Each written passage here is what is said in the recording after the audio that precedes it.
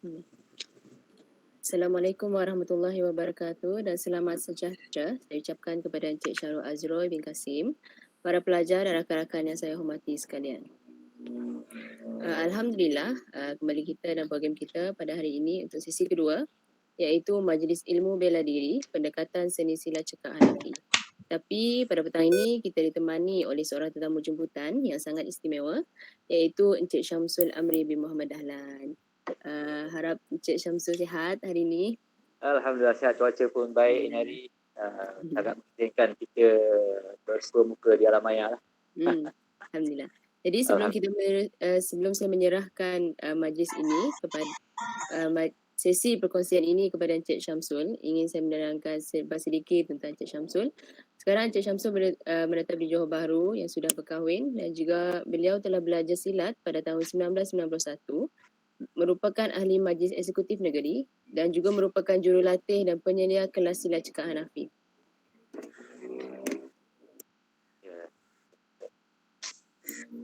Maafkan saya. Okay. Tanpa membuang masa, kita mempersilakan Encik Syamsul Amri bin Muhammad Dahlan untuk memulakan sesi perkongsian ini. Silakan Encik. Baik. Bismillahirrahmanirrahim. Alhamdulillahirabbil alamin. Wassalatu wassalamu ala asyrafil anbiya'i wal mursalin wa ala alihi wa sahbihi ajma'in. Allahumma salli ala sayyidina Muhammad wa ala ali sayyidina Muhammad wa barik wa sallim.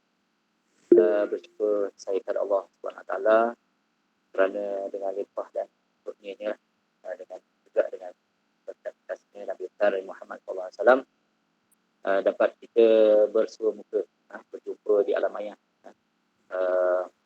Tidak dapat bersua muka secara live, maknanya secara terus, tapi kita bersua muka secara alam maya merupakan satu nikmat yang telah dibagi oleh Allah SWT pada kita dalam sama-sama berkongsi maklumat pun berkongsi pengetahuan yang ada, utamanya dari segi silat itu yang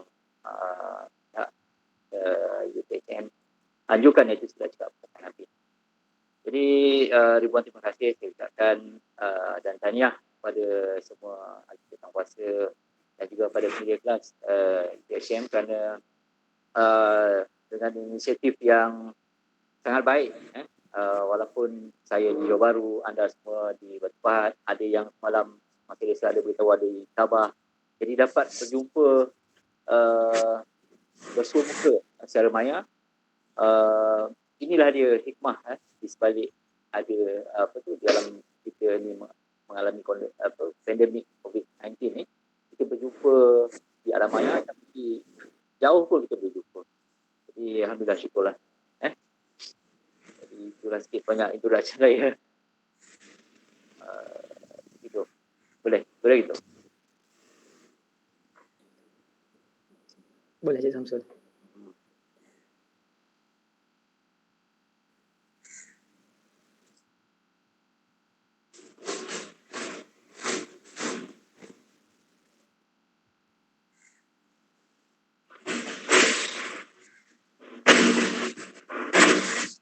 Baik, mungkin saya boleh share sikit lah. Tadi MC pun ada menceritakan, pengacara majlis ada menceritakan tentang latar belakang saya.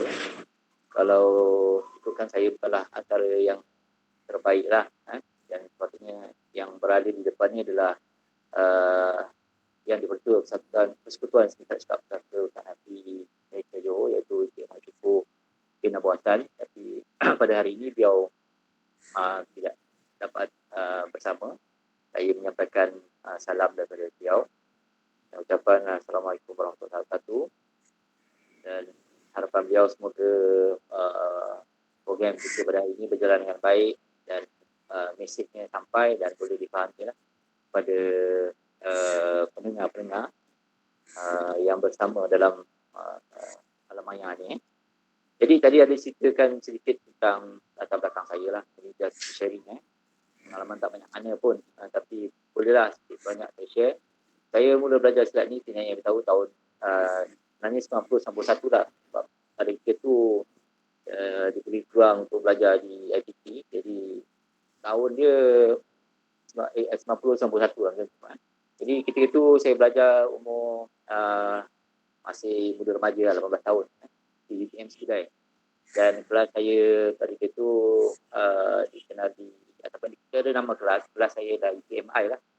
Dan penyedia UTM pada ketika itu lah Cik Ismail bin Manap lah. Kalau biasanya siapa yang mungkin familiar dengan tangan pengajar Cik Ismail bin Manap, pastinya mereka kenal lah Cik Ismail bin Manap. Dan Alhamdulillah saya tamat silibus mata pelajaran ni pada tahun 1993. Dan habis dia silibus pelajaran dan daripada itu diberiku juga kepercayaan sebagai ahli jawatankuasa UTM pada itu, dan bergiat terus dalam jawatankuasa UTM, mengajukan aktiviti sama ada aktiviti persilatan ataupun aktiviti yang tidak melibatkan persilatan, melibatkan sosial ataupun melibatkan masyarakat. Jadi kita teruslah pada itu sebagai ahli jawatankuasa UTM. Dan juga diberi peluang untuk mengambil ujian skill rendah persilatan dan seterusnya ujian skill menengah persilatan. Dan habis belajar UTM, dalam pengajian UTM Skidai, saya terus bergiat terus dengan persatuan di peringkat cawangan. Pada itu saya involve di Jalan Kasawari, Datin Jaya. Jadi sehinggalah sekarang ini saya alhamdulillah diberi kekuatan untuk terus bersama dengan Persatuan Sindikat Persatuan Nafi dan diberi tanggungjawab untuk selaku ahli majlis negeri. Maknanya organisasi dalam kita ada tingkat federal, kita ada tingkat negeri. So di tingkat negeri saya panggil dia majlis negeri lah. Bisa seorang ahli majlis negeri selaku ketua tingkat korporat, Tuan Persatuan Nafi Johor. Juga sebagai salah seorang tenaga pengajar dan juga penyedia di kelas, sebuah kelas di Pula, iaitu Madrasah Hafiz Darul Hidayah. Walaupun even kita berada di penyedia kelas di salah satu tempat ini, tidak makna kita tidak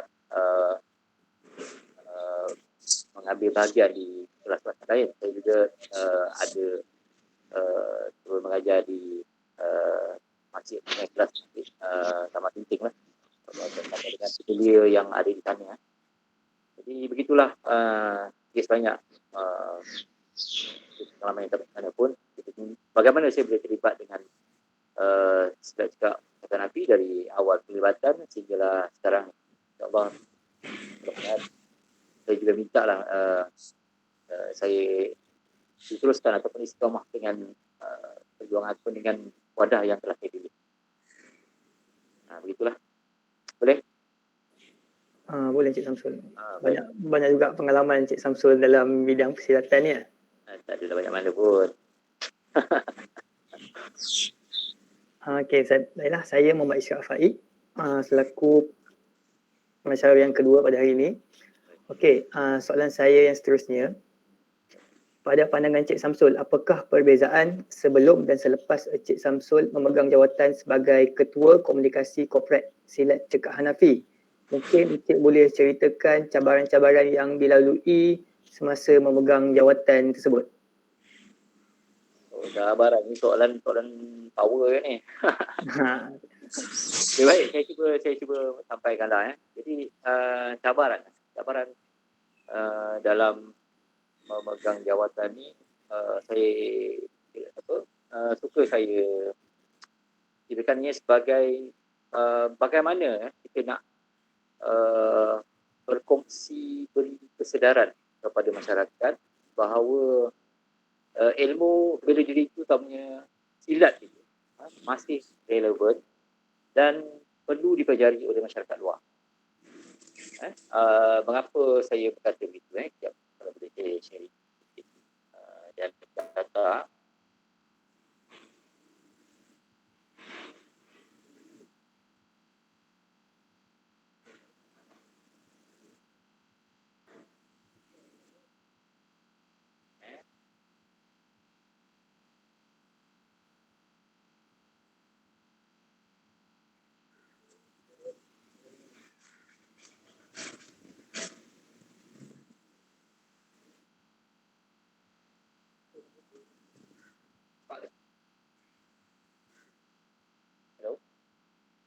nampak ke? Nampak je. Nampak. Okey, fine. So, sharing sikit data yang dekat sini. Okey, kalau boleh nampak lihat sana walaupun tak berapa jelas lah. Betul je. Tapi saya nak tunjukkan sini lah. Ini data Januari hingga Februari 2011 dan data Januari hingga Februari 2012. Walaupun data ni agak lama tapi kita boleh jadikan dia sebagai satu rujukan lah. Kalau kamu lihat sana. Samun berkawan bersenjata api jumlahnya tahun 2011 tu 192 dan tahun 2012 tu jumlahnya 9. Samun bersenjata api jumlahnya tahun 2011 28 dan 2012 ya 3. Jadi kita tengok pula Samun berkawan tanpa bersenjata api. Angkanya 2,530. Samun tanpa senjata api 624. So maknanya angka kat sini ianya 2012 2,234. Angkanya melibatkan angka yang tinggi, 4 angka. Dan kita tengok pula data yang kedua. Ini data daripada Jabatan Perangkat Malaysia, statistik jenayah di Malaysia tahun 2018. Kalau kita boleh lihat dekat sana,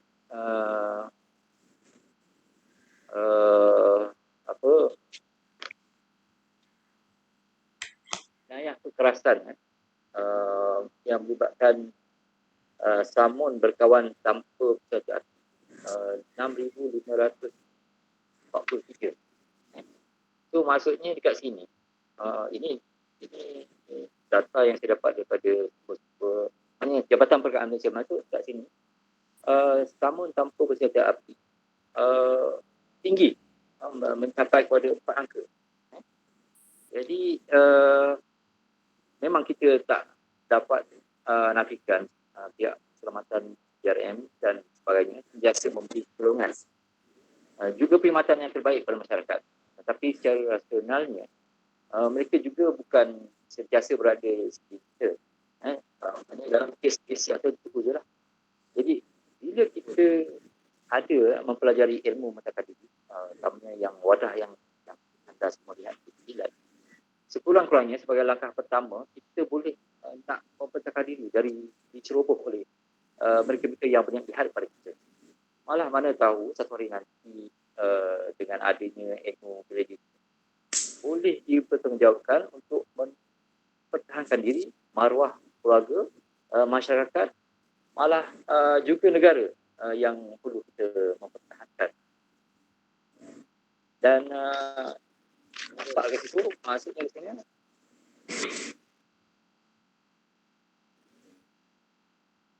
silat itu ataupun ilmu bela diri itu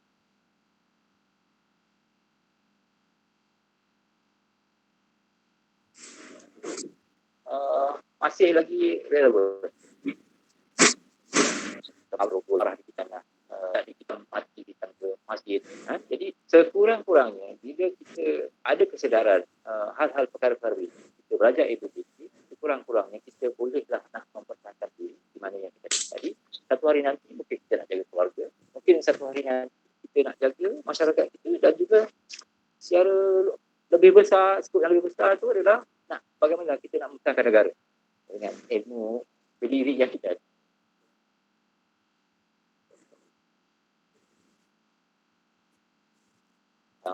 Yang saya nampak yang tu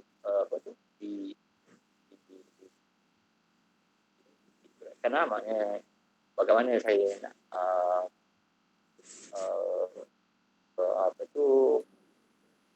menyampaikan perkara-perkara yang baik, perlunya, pentingnya, relevannya, dan juga ilmu berdiri utamanya yang ada wadahnya dan tidak habis masih lagi diperlukan dan relevan. Betul tu. Ilmu kesihatan diri juga bukan khas saja untuk para lelaki, betul tak? Dia juga utamanya kepada para wanita di luar sana yang lebih terancam daripada terkena kes-kes macam ni, kes-kes jenayah macam ni. Ya, kalau dari segi silibus mata pelajaran nanti saya ada ruang nanti kita akan tengok bagaimana pelajaran sektor pertahanan Hafiz.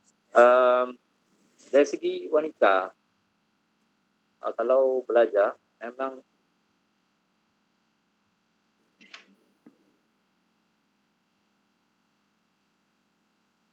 kita galakkan.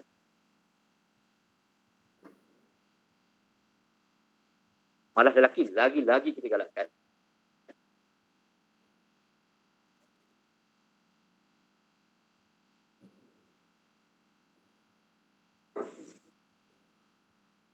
Dari segi wanita,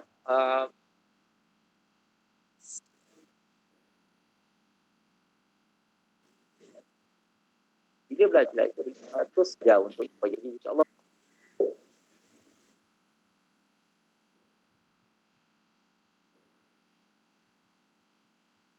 Okey, saya akan beralih kepada soalan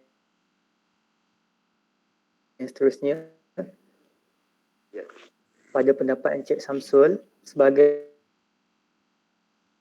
selaku Ketua Komunikasi dan Kompleks Seni silat cekik. Kalau yang tu ada satu pencapaian ataupun kepuasan yang tertinggi lah yang kita dapat capai.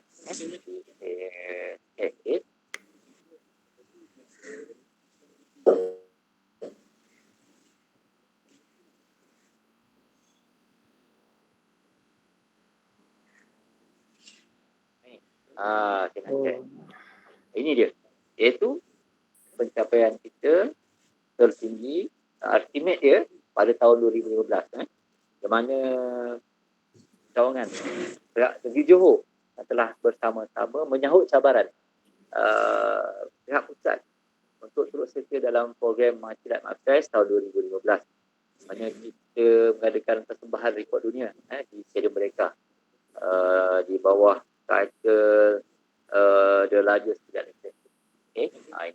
Ini momen-momen yang kita tak boleh nak dapat, kita tak boleh lupakan.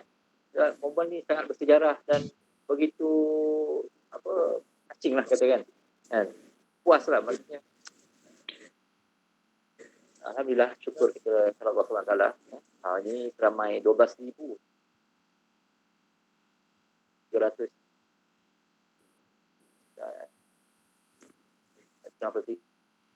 tiga silat. Alhamdulillah kita dah catat nama Malaysia di Guinness World Record. Dan tidak lupa juga dengan rekod tu di Indonesia. Kita juga telah memecahkan rekod memecahkan rekod kita sendiri yang telah kita buat lepas, iaitu silat, the largest silat performance seramai 9,244 orang telah terlibat dalam aktiviti inilah. Jadi inilah pada pandangan saya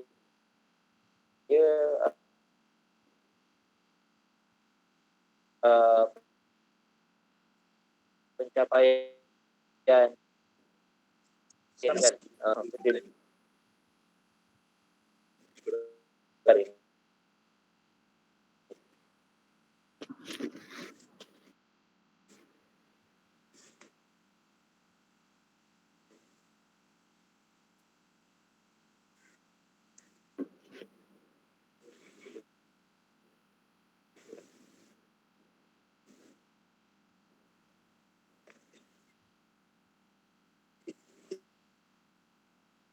yang tersebut juga dari yang turut juga jabat masa yang sama.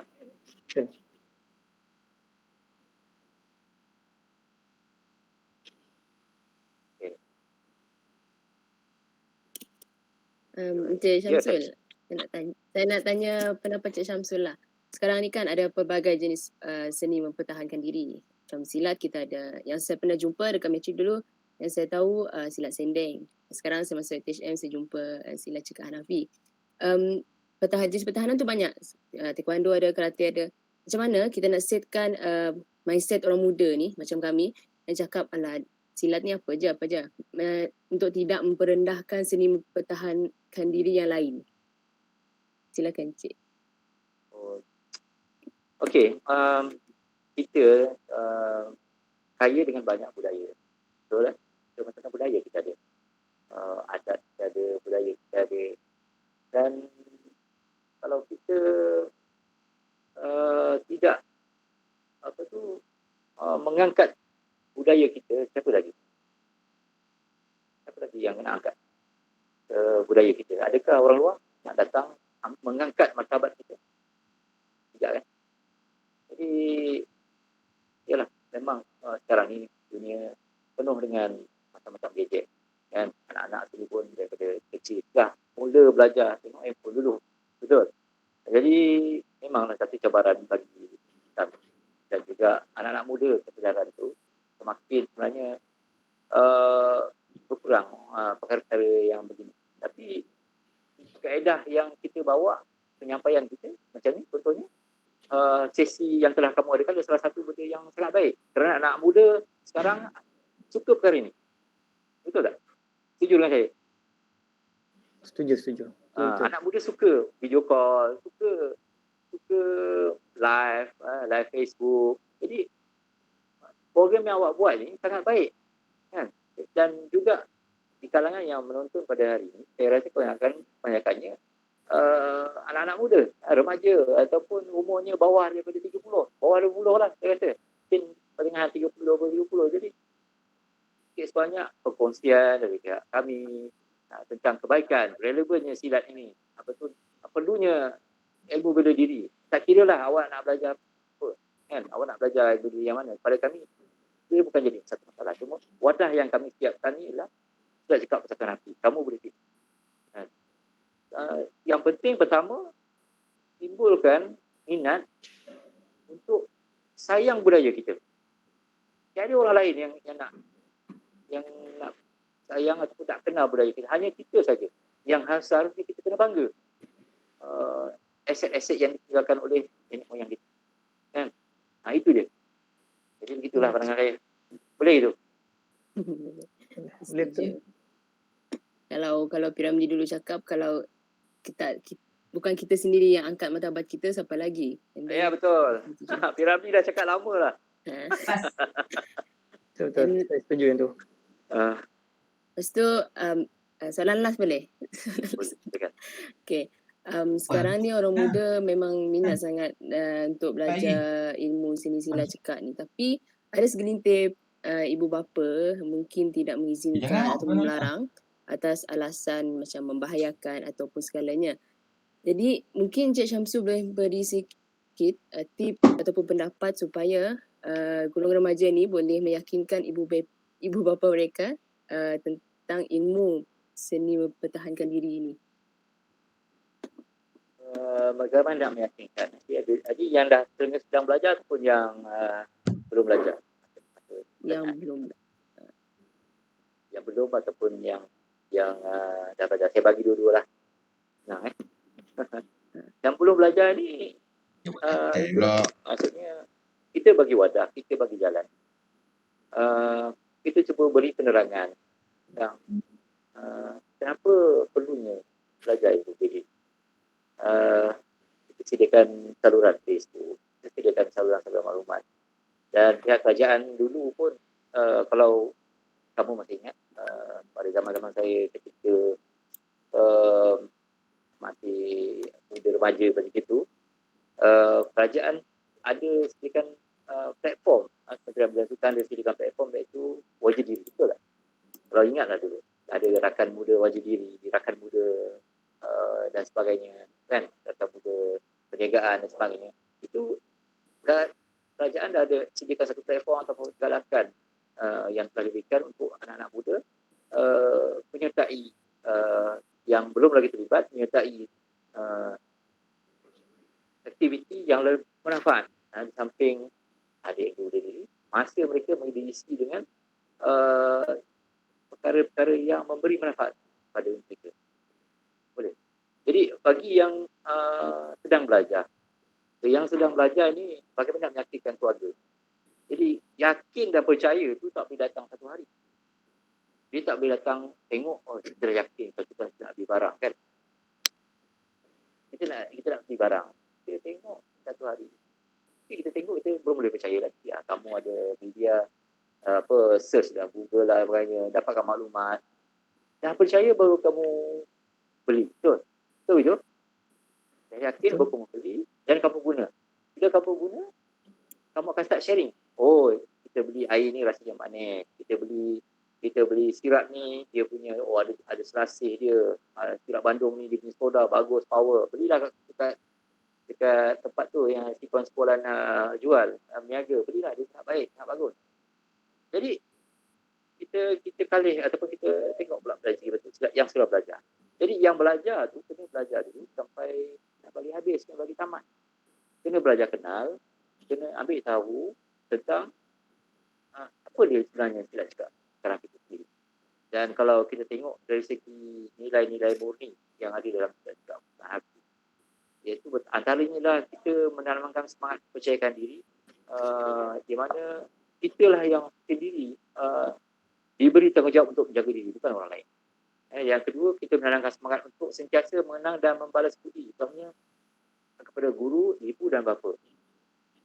Dan itu adalah tempat kita, itulah tempat rujukan kita, guru, ibu, mak dan ibu dan bapa. Dan bila kita muliakan guru kita muliakan ibu kita, muliakan bapa kita, jadi secara tak langsung bila kita berkecimpung tidak, dia tak jadi satu masalah ataupun dia dah jadi biasa. Maknanya bila kita keluar rumah contohnya, mak bapak kita dah tahu ini dia bersilat. Sebab pembawakan yang kita tekankan, kita ada juga kita tanamkan supaya penuntut-penuntut pelajar-pelajar pesilat-pesilat dalam silat Kampung Nabi ini menanamkan sifat-sifat berani, bercakap benar, beramanah dan bijaksana. Kita tanamkan benda itu. So, maknanya dia keluar tu pergi bersilat, bukan pergi tempat lain. Jadi dia tak ada menyimpang ke tempat lain. Pergi ke kelas, balik kelas. Jadi mak bapak tengok pun mula rasa percaya. Dan bila lama makin percaya, maka keyakinan tu akan datang. Yakin. Keyakinan tu akan datang dan akan insya-Allah dengan berkat guru yang kita ada, benda tu akan dipermudahkan lah. Tapi itu kita doa lah supaya benda tu dapat terbiasnya dekat, maknanya tahu, mak bapak kita tahu apa yang kita buat. Itu yang penting. Kadang-kadang belajar tak beritahu, tak share dengan orang, mak bapak kita, jadi tak tahu ke mana kita pergi kan. Jadi sebab itulah dia start rasa risau, sebab dia tak ada rasa percaya dan yakin. Itu pandangan saya lah. Saya juga yakin yang setiap orang yang belajar seni mempertahankan diri ini, dia mesti ada disiplin. Jadi bila dia ada disiplin dalam melakukan satu hal tu, dalam hal lain, insyaAllah dia tak ada masalah. Ya, betul. Ya, betul. Okay, jadi saya ada nampak Encik Syamsul sediakan macam kamera di luar rumah tu. Encik Syamsul nak tunjukkan demo ke? Ya, betul. Kita nak sediakan kamera, kita dah sediakan buat demo. Kalau dah sesi soal dah habis, jadi kita boleh start lah demo. Dah habis? Silakan. Sabar tunggu demo daripada Encik Syamsul. Semangat. Kami menunggu. Okey, baik. Ini demo ni kita bentuk sesi penerangan sebab biasanya demo ada dua version. Satu penerangan dan bermuzik. Hari ni kita buat yang bermuzik lah sebab kita pun kita ada sikit kekangan dan sebagainya. Apa kita secara live sedikit kita akan sentuh tentang silibus mata pelajaran, bagaimana implementasi, satu nanti, bagaimana kita mempertahankan diri. Boleh? Boleh. Kita akan keluar. Okey. Baik.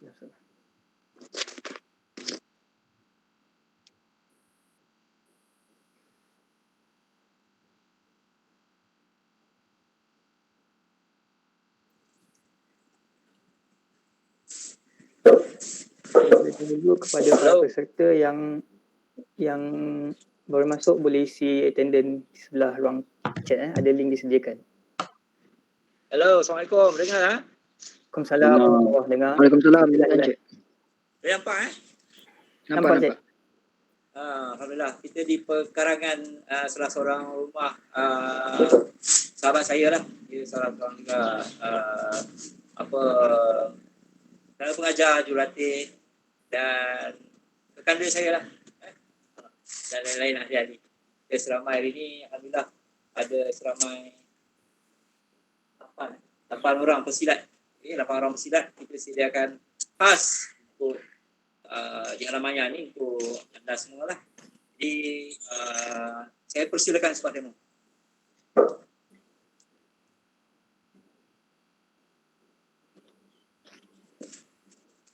Okey, yang hadir pada hari ini adalah di kalangan ahli-ahli yang telah tamat silibus mata pelajaran.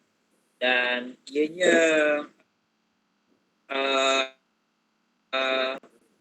merangkumi ahli-ahli dari peringkat IPT kita yang sekitar daerah Johor Bahru lah. Ada yang daripada UKL, ada yang daripada UiTM, ada daripada UTSM pun ada kalau kenal hujung sana. Kenal ya? Kenal handsome tu. Oh, handsome yalah, ramai peminat katanya. Okay, baik, kita teruskan dengan demonstrasi kita pada hari ini. Okay, silat cakap Pusaka Nabi. Dari segi kaedah, kita ada 4 kaedah. Okay, kaedah yang pertama, silakan. Nabi hormat. Iaitu kaedah A.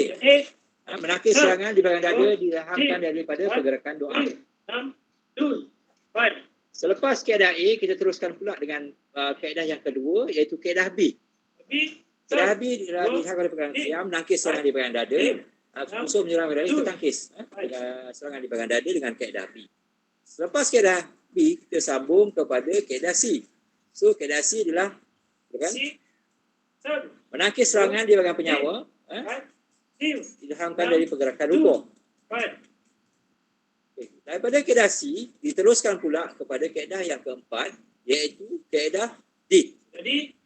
Menangkis serangan di bahagian muka, dilahamkan daripada pergerakan takbir. Baik, daripada keempat-empat kaedah itu, kita kembangkan pula kepada buah-buah jatuh. Selepas kaedah kita belajar peringkat asas, selepas asas kita sambung kepada peringkat jatuh. Okay, peringkat jatuh dan hari ini kita akan mempertontonkan sikit sebanyak buah jatuh yang ada silat cakap sekarang ini. Silakan. Serangan yang pertama. Buah kuntau kiri, takisan kaedah B, kita kunci dan leher musuh kita tetap. Kita kunci. Jadi kalau kamu tengok dari segi pergerakan silat cakap pusaka Nabi, kita tidak mengelak ke kiri dan kanan, mara dalam satu gerak, satu gerakan. Berdiri lurus itu adalah pengamal silat cakap pusaka Nabi. Itu konsep belajar kita. Kita teruskan yang buah seterusnya. Serangan yang kedua, buah Ali Patah Sudah. Buah gunakan takisan kaedah B, kuncian. Kita kunci musuh. Okay, seterusnya.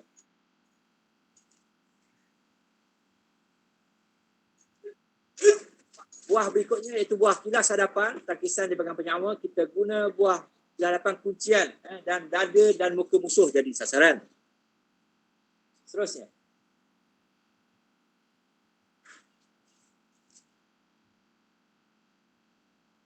Serangan ke bahagian kepala, kita gunakan takisan kaedah D, kita bentuk kepada buah hempuk. Salah satu buah begitulah sedikit sebanyak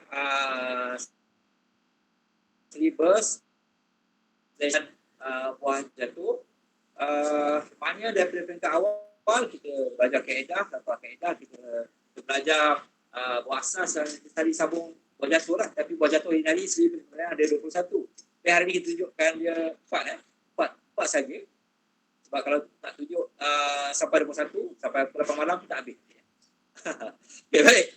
Berikutnya, kita akan mempertontonkan pula adegan 4-1. Ini kita nak tunjukkan bagaimana praktikalnya silat cakap pusaka Nabi tidak mengelak ke kiri ke kanan, berdiri lurus, menanti serangan dan musuh menyerang dari pelbagai sudut ataupun pelbagai arah.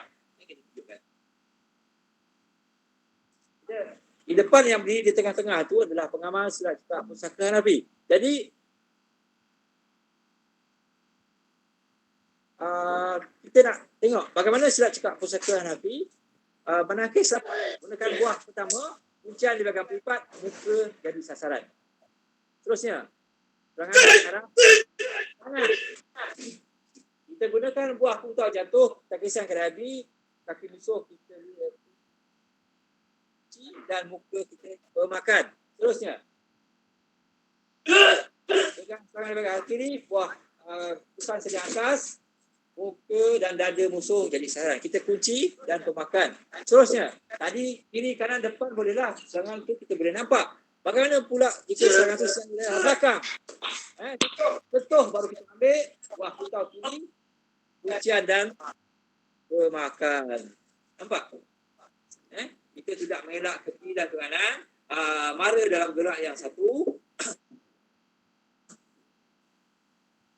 Menari dan sebagainya. Tak ada buah kuncian dan pemakan. Okey, adik-adik semua. Kalau tadi kita tengok serangan satu-satu bolehlah kan? Baik sudut. Sekarang contohnya bagaimana silat cekak pusaka api mempertahankan diri jika serangan itu datangnya secara serentak.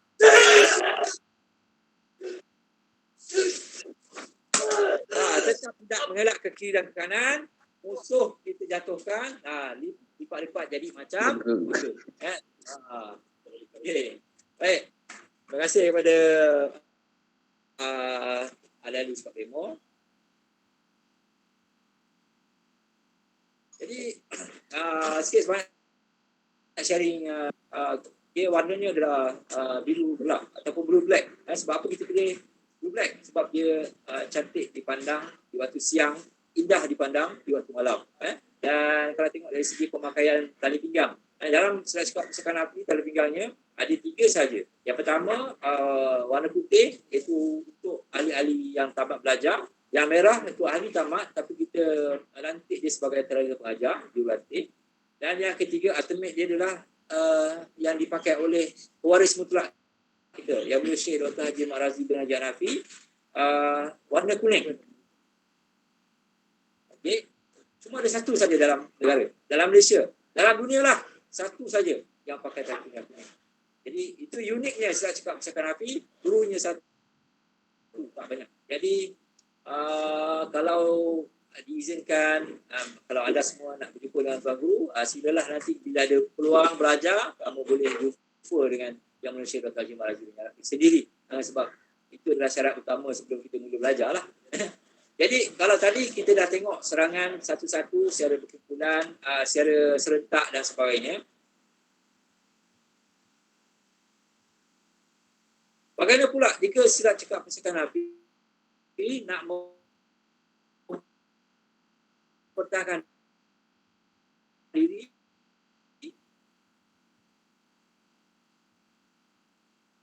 Jika musuh, jelas misalnya macam mana? Saya ni bukan kau dulu. Ini betul-betul lah. Misal tu buat demo lah. Jadi daripada datang dari pisau, serangan yang pertama.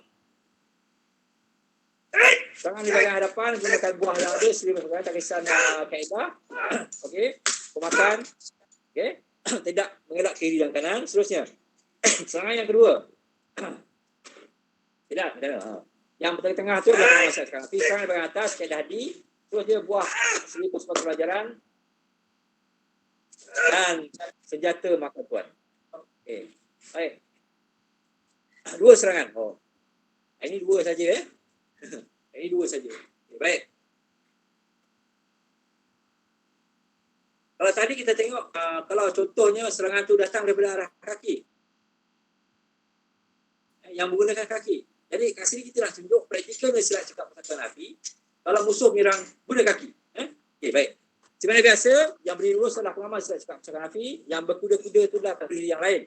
Kita tengok serangan yang pertama. Nampak tenang, seperti mobil, tak kisah kedasi, kita kunci, tetap tidak bergerak ke kiri dan ke kanan, kita mara dalam satu gerak, pemakan. Seterusnya, serangan yang kedua. Right kick. Okay. Kuncian, pemakan, tetap tidak mengelak ke kiri dan kanan dalam pendirian yang satu. Okay, terima kasih kepada sepasang kaki. Jadi nampak dia punya relevan lah. Maksudnya kita belajar, mengajar penuntut kita. Jadi berani, jangan menyerang. Jadi kita defend secara dah serang baru, maksudnya sentuh, cecah baru kita ambil. Jadi kalau tadi kita tengok serangan daripada kaki, bagaimana juga senjata yang agak separuh panjang lah. Jadi itu saya silakan sepasang tongkat. Ini yang berdiri lurus di depan tu adalah pengamal silat cekap pusaka api. Kita tengok serangan yang pertama. Okay, gunakan buah dan teknik yang kita pelajari dalam kelas umum. Kita rampas senjata lawan dan mudaratkan mereka balik. Okay, baik. Seterusnya, 2 tongkat. Okay, yang kedua. Serangan atas. Siku, tabir kuncian, pemakan. Okay, seterusnya. Ada peluang serangan. Pemakan sekali lagi. Alah. Bismillah, habislah. Okay, baik. Jadi, hadirin hadirat sekalian. Kalau tadi serangan senjata satu-satu, seorang-seorang, ataupun serangan tangan kosong, seorang-seorang. Bagaimana pula kalau sekiranya musuh menyerang secara beramai-ramai? Bagaimana silat cekap pusaka api nak menangkis serangan? Itu saya persilakan umum tangan kosong. Yang tengah-tengah tu pengamal silat cekap pusaka api ya. Keliling tu macam-macam. Tangan kosong plus ada yang guna senjata. Tidak gunakan seribu buah yang ada semakan dalam gerak yang satu kesan buah dan kaedah. Dan akhirnya kita gunakan teknik pemakan. Dan inilah kru. Okay, masih ada balance lagi apa kita nak buat. Gunakan nafas senjata musuh, kita still lagi boleh nak mempertahankan diri. Jadi beginilah kedudukan kerana silat cekap pusaka api boleh dipertanggungjawabkan untuk mempertahankan diri. Jika yang musuh datang secara beramai-ramai, sama ada menggunakan musuh ataupun jadi adik-adik semua, silat cekap pusaka api, kita ada senjata rasmi kita. Okay, senjata rasmi kita panggil dia parang lading. Dan pada hari ini alhamdulillah adik semua yang menonton pada hari ini beruntunglah kerana dapat tengok bagaimana senjata rasmi silat cekap pusaka api. Itu dia hero. Kita tunjukkan senjata rasmi lading. Okay. Ini senjata rasmi lading lah. Okay. Ini adalah untuk demonstrasi. Jadi senjata ni kalau kita pergi dekat tempat-tempat jual senjata memang tak jumpa. Memang tak ada. Okay. Jadi dia adalah ukuran pemakai sahaja. Maksudnya contohnya CA, dia ada barang lading, adalah barang lading daripada yang Tuan Guru. Dia tak boleh bagi pada orang lain. Itu ukuran dia. Jadi dia tak boleh di-share. Cuma hari ini kita tunjukkan lading adalah senjata untuk demo. So beruntunglah adik-adik semua dapat tengok. Okay, untuk itu saya silakan aksi praktikalnya macam mana kita guna tadi. Serangan yang pertama. Okay. Cuba secara slow motion ya. Kita dan kawasan lutut. Nampak? Ujung dia tajam tu. Okay.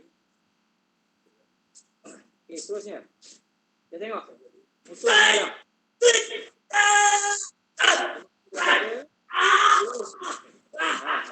Nampak? Itu implementasi dia. Serangan yang dua serangan. Okay, baik. Terima kasih.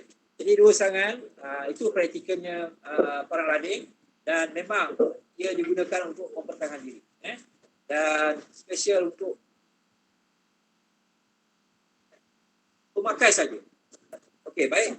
Tadi dah ditunjukkan sedikit details bagaimana silibus kaedah pelajaran buah yang ada. Kali ini saya nak share bagaimana silat cekap pusaka api silibus mata pelajaran dia. Lebih mudah nak faham lah. Okey, baik. Silakan silibus mata pelajaran.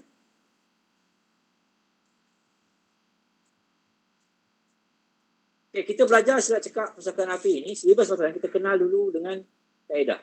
Okay, kaedah yang pertama kita panggil kaedah A. Okay, silakan. Ini, kaedah A, kita belajar ini kaedah dulu. Selepas kaedah, kita sambung kepada peringkat buah asas. Okay, ini asas buah pertama. Selepas peringkat buah asas, kita sambung ke peringkat buah jatuh. Kejatuhan. Okey, baik. Itu kaedah A. Peringkat asas berikutnya kaedah peringkat kaedah yang berikutnya, kaedah yang kedua iaitu kaedah B. Okey, tangkisan dengan dada. Selepas kaedah B disambung ke peringkat buah asas. Asas buah putar jatuh. Selepas habis silibus buah asas, sambung ke peringkat buah jatuh. Okey, kejatuhan buah putar jatuh. Terusnya kita sambung ke silibus kaedah yang berikutnya iaitu kaedah C. Tangkisan dengan penyawa. Sambung ke peringkat buah asas. Asas buah kilas hadapan. Dan selepas asas disambung ke peringkat kejatuhan, jatuh buah kilas hadapan. Okey, baik. Terima kasih. Lepas kaedah C, kita sambung ke kaedah D. Perangan di bahagian atas. Kisah kaedah D.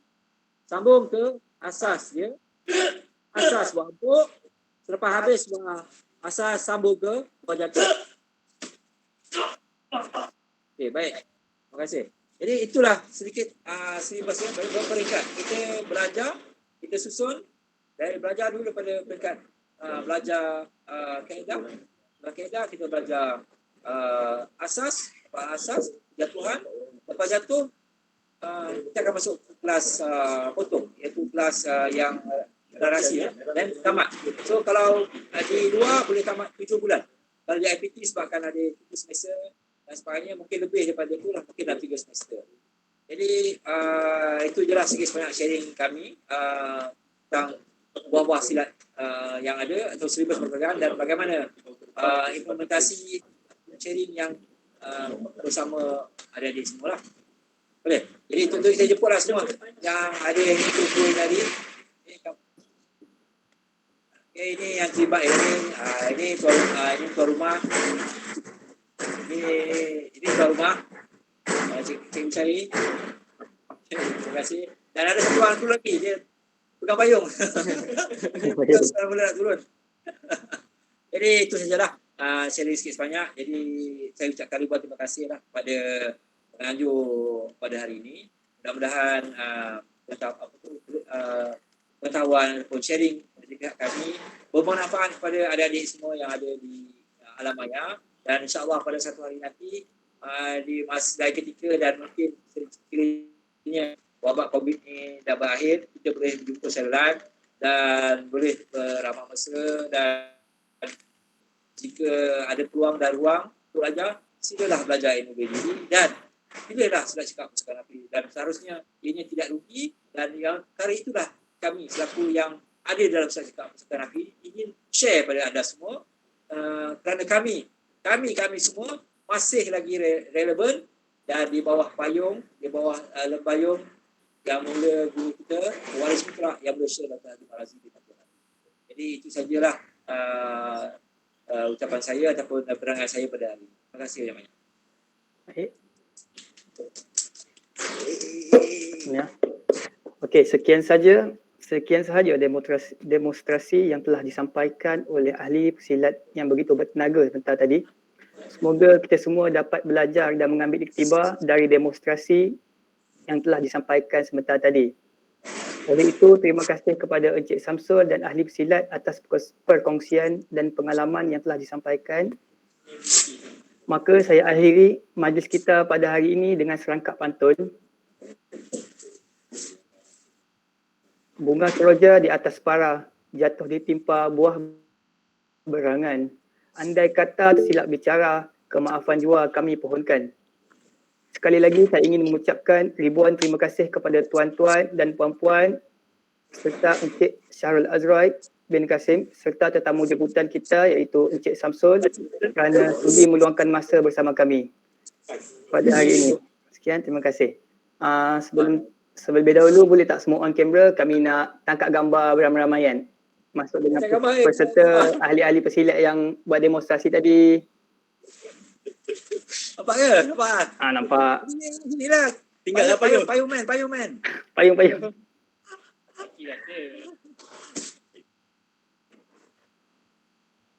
Okey, 1, 2, 3. Dia nakap. Okay, dah. Okay dah eh. Okay. Nanti share dalam WhatsApp gambar. Boleh. Kami akan share pada Encik Samsul. Baik. Terima kasih kepada Abang Silat yang tenaga semangat tadi. Terima kasih juga kepada Encik Samsul sudi luangkan masa kepada kami. Okay, baik. Okay, boleh. Bye. Jumpa lagi. Bye. Okay, terima kasih. Terima kasih Cik. Baik. Assalamualaikum warahmatullahi wabarakatuh. Waalaikumsalam.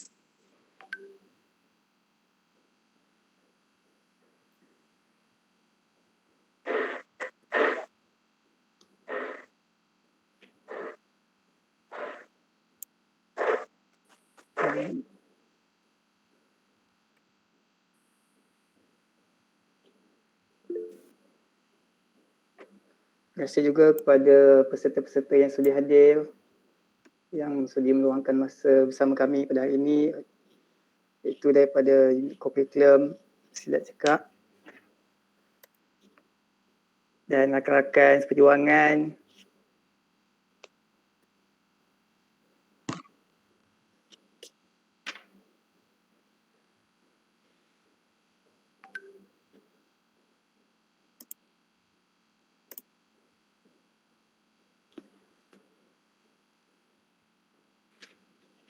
Sini ada tiga.